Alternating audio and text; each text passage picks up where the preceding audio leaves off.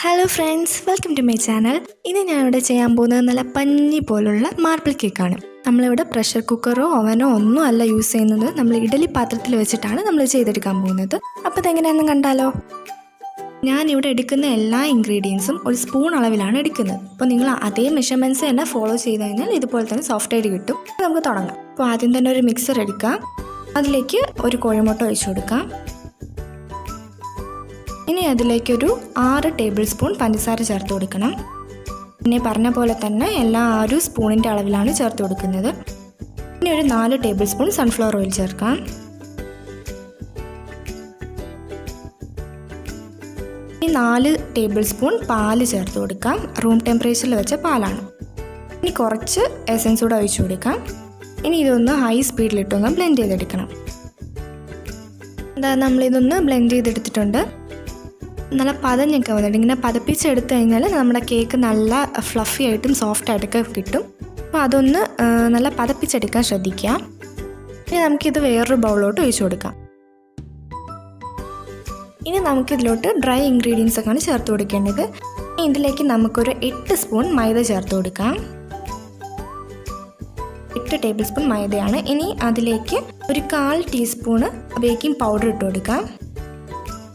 അതിലേക്ക് ഒരു pinch baking സോഡയും ഒരു പിഞ്ച് ഉപ്പും കൂടെ ചേർത്തിട്ട് നല്ലതുപോലെ ഒന്ന് കട്ടയില്ലാതെ ഒന്ന് മിക്സ് ചെയ്തെടുക്കാം. നല്ലതുപോലെ ഇട്ട് ഇളക്കരുത്, ഒന്ന് ഫോൾഡ് ചെയ്തെടുക്കുക. അതെല്ലാം ഇതുപോലെ ഒന്ന് ചെയ്ത് കൊടുക്കുക, ഫോൾഡ് ചെയ്തെടുക്കുക. കട്ടയൊന്നും ഉണ്ടാവരുത്, ഒരേ ഡയറക്ഷനിൽ തന്നെ ഇതുപോലെ ഒന്ന് ചെയ്തെടുക്കുക.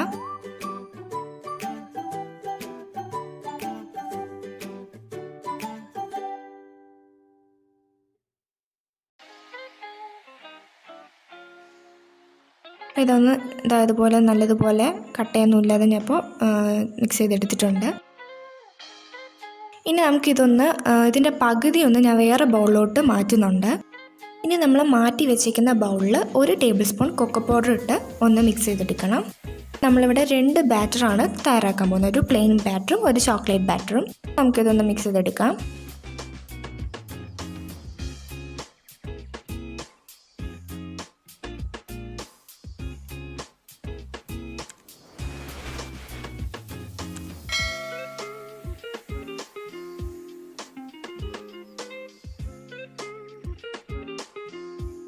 അപ്പോൾ നമ്മുടെ ചോക്ലേറ്റ് ബാറ്റർ ഇവിടെ റെഡി ആയിട്ടുണ്ട്. നല്ല സ്മൂത്ത് ആയിട്ടൊക്കെ കിട്ടിയിട്ടുണ്ട്. ഇനി നമുക്കിത് എങ്ങനെയാണ് ഈ ബാറ്റർ ഒഴിച്ചു കൊടുക്കേണ്ടതെന്ന് നോക്കാം. നമ്മൾ ആദ്യം തന്നെ ഗ്രീസ് ചെയ്ത് വെച്ചിട്ടുള്ള ഇഡ്ഡലിത്തട്ടാണ്. അതിലേക്ക് കുറച്ച് പ്ലെയിൻ ബാറ്റർ ആദ്യം ഒഴിച്ചു കൊടുക്കുക. കുറച്ച് ഒഴിച്ചാൽ മതി.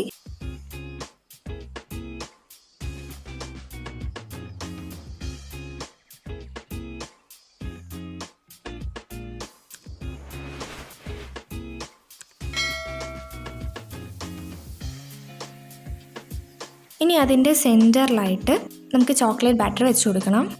ഇതുപോലെ ഒന്ന് വെച്ച് കൊടുക്കുക. സെൻറ്ററിലായിട്ട് തന്നെ വെച്ച് കൊടുക്കണം കേട്ടോ.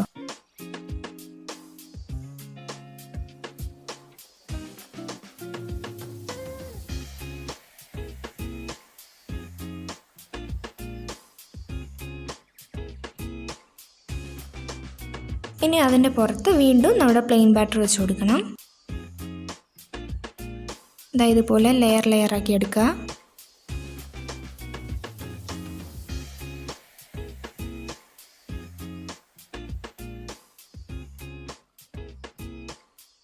നമ്മളിനി എല്ലാം ലെയർ വെച്ചിട്ടുണ്ട്. ഇനി നമ്മളൊരു എന്തെങ്കിലും ഒരു ടൂത്ത് പിക്ക് വെച്ചിട്ട് ഇതുപോലെ എന്തെങ്കിലും ഡിസൈൻ ഇങ്ങനെ ഇതുപോലെ ഒന്ന് ആക്കി കൊടുക്കുക.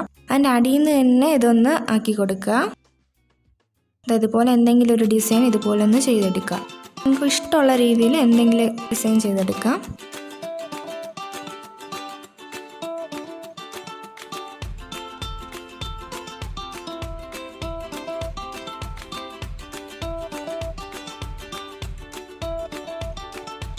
ഇതിന് നമുക്ക് ഒരു ഇഡലി പാത്രത്തിലോട്ട് വെച്ച് ഒരു 20 മിനിറ്റ് വേവിച്ചെടുക്കാം.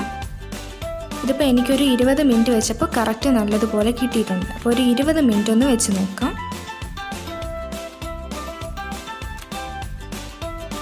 ഒരു 20 മിനിറ്റ് കഴിഞ്ഞെടുത്തിട്ടുള്ളതാണ്.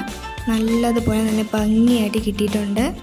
നല്ല ഫ്ലഫി ആയിട്ട് കിട്ടിയിട്ടുണ്ട്. നല്ല പൊങ്ങിയൊക്കെ വന്നിട്ടുണ്ട്. അതായത് ഇപ്പം നല്ല സോഫ്റ്റായിട്ട് നല്ല പഞ്ഞി പോലെ വന്നിട്ടുണ്ട്.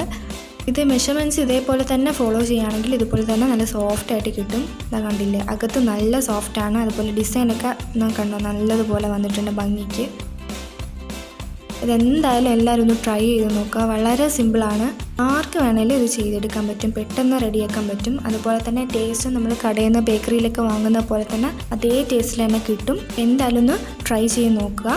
നമ്മുടെ വീഡിയോ ഇഷ്ടപ്പെട്ടിട്ടുണ്ടെങ്കിൽ ലൈക്ക് ചെയ്യാനും ഷെയർ ചെയ്യാനൊന്നും മറക്കരുത്. അതുപോലെ തന്നെ നമ്മുടെ ചാനൽ സബ്സ്ക്രൈബ് ചെയ്യാത്തവരാണെങ്കിൽ please to subscribe. Thanks for watching.